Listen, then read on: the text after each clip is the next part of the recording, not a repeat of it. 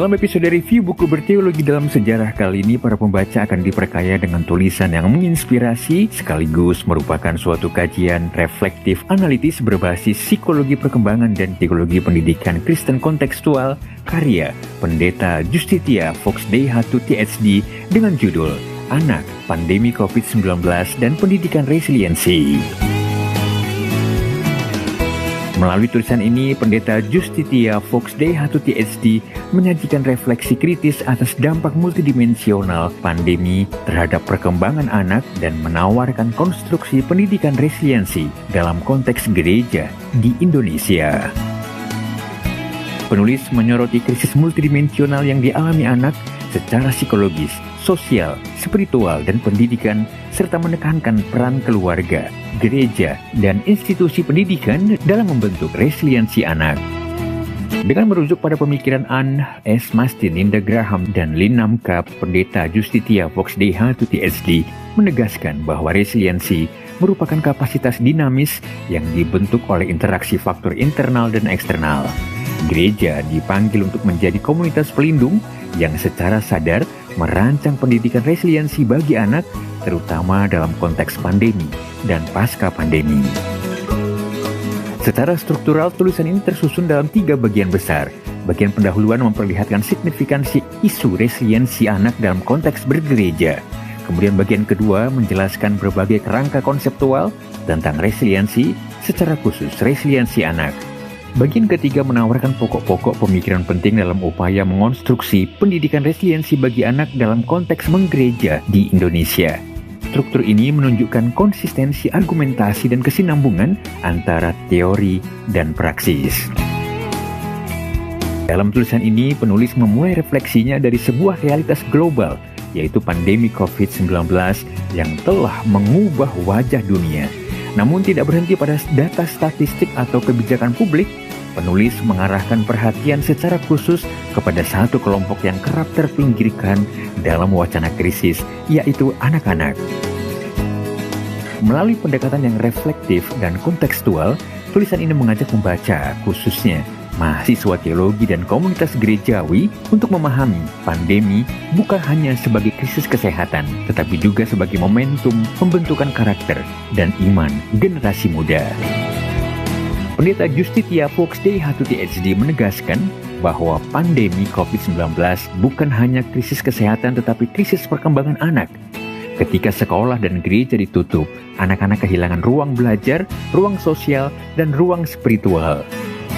Proses pembelajaran berpindah ke ruang digital, interaksi dibatasi, tidak sedikit anak mengalami penurunan konsentrasi, kecemasan, stres, bahkan kehilangan anggota keluarga tanpa kesempatan berpamitan. Pembelajaran jarak jauh, isolasi sosial, dan tekanan dalam keluarga menjadi pengalaman yang membentuk ulang masa kanak-kanak mereka.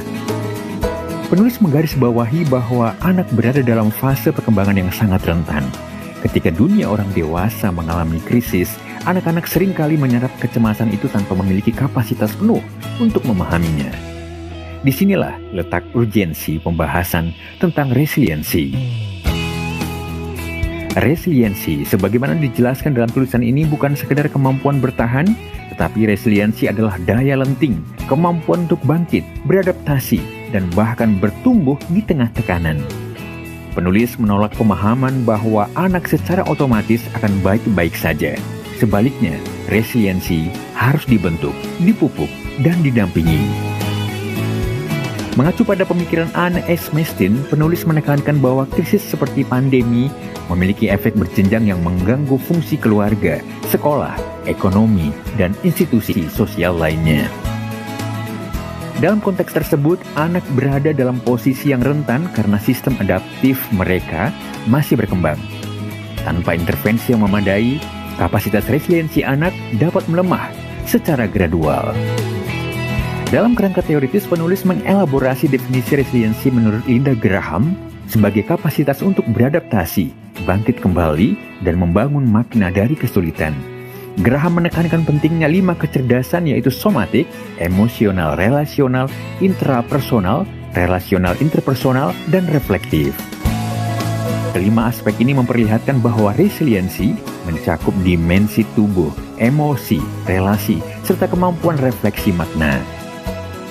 Definisi ini diperkaya dengan pemahaman Linamka yang melihat resiliensi sebagai kemampuan untuk tetap mengerjakan tugas berat, mencari solusi atas kemunduran, dan bangkit kembali setelah mengalami tekanan. Penulis menegaskan bahwa resiliensi bukanlah sifat statis, melainkan proses dinamis yang berlangsung sepanjang hidup dan dapat mengalami kelelahan maupun pembaruan. Selanjutnya, tulisan ini mengklasifikasikan faktor pembentuk resiliensi anak ke dalam dua kategori besar, yaitu faktor internal dan faktor eksternal. Faktor internal mencakup kecerdasan, kegesitan mental, regulasi diri, kemampuan komunikasi, serta pola pikir berkembang atau growth mindset. Penulis menekankan bahwa kecerdasan dalam konteks ini bukan semata-mata IQ, melainkan kapasitas berpikir rasional dan bertindak efektif. Growth mindset memungkinkan anak memandang kesulitan sebagai tantangan yang dapat diatasi melalui usaha.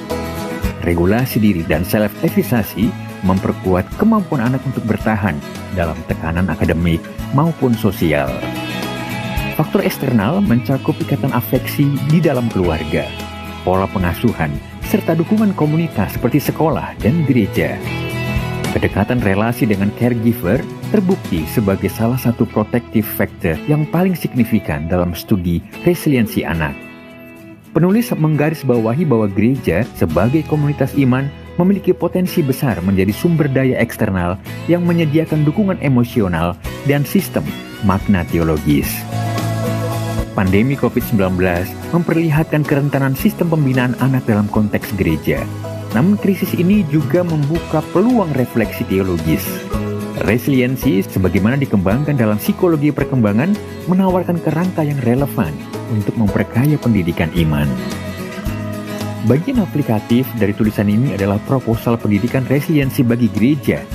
Penulis menawarkan 8 prinsip pendidikan resiliensi bagi gereja, yaitu pertama, pemenuhan kebutuhan dasar anak, termasuk kesehatan fisik dan mental. Kedua, pengakuan dan validasi terhadap emosi anak tanpa meremehkan ketakutan atau kecemasan mereka. Ketiga, redefinisi resiliensi bukan sebagai kekuatan tanpa air mata, melainkan ketahanan yang tetap mengakui kerapuhan manusiawi. Keempat, pembiasaan anak menghadapi tantangan tanpa intervensi berlebihan dari orang dewasa guna melatih problem solving. Kelima, pengakuan atas keunikan setiap anak dan sistem adaptifnya. Keenam, yaitu pemeliharaan relasi sosial meskipun dalam keterbatasan fisik. Ketujuh, pembentukan sikap syukur dan penghargaan terhadap masa kini, termasuk melalui narasi Alkitab yang meneguhkan pengharapan. Kedelapan, keteladanan orang tua dan perhatian terhadap kesejahteraan caregiver sebagai faktor penentu resiliensi anak. Bagi mahasiswa teologi, tulisan ini memperluas pemahaman tentang pelayanan anak sebagai ruang pembentukan daya lenting iman, bukan sebagai transmisi pengetahuan doktrinal.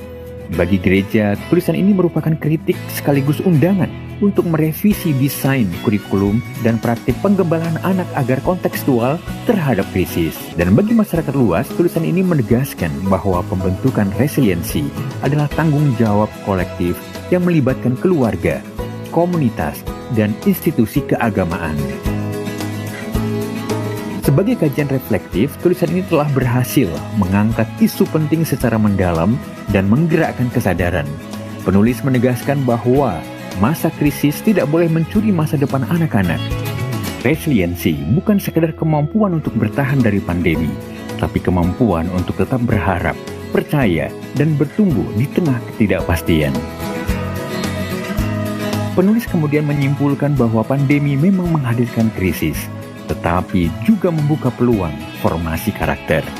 Pendidikan resiliensi dalam konteks gereja bukan sekedar respon sementara terhadap pandemi, melainkan investasi jangka panjang bagi pembentukan generasi yang tangguh secara psikologis dan berakar kuat secara spiritual.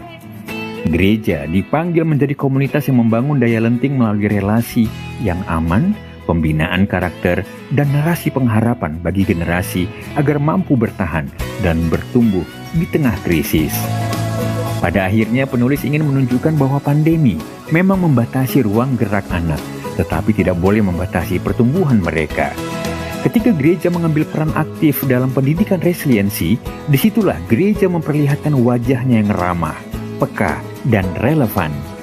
Resiliensi bukan tentang tidak pernah jatuh. Resiliensi adalah tentang bagaimana terus bangkit bersama keluarga, gereja, dan iman yang menopang.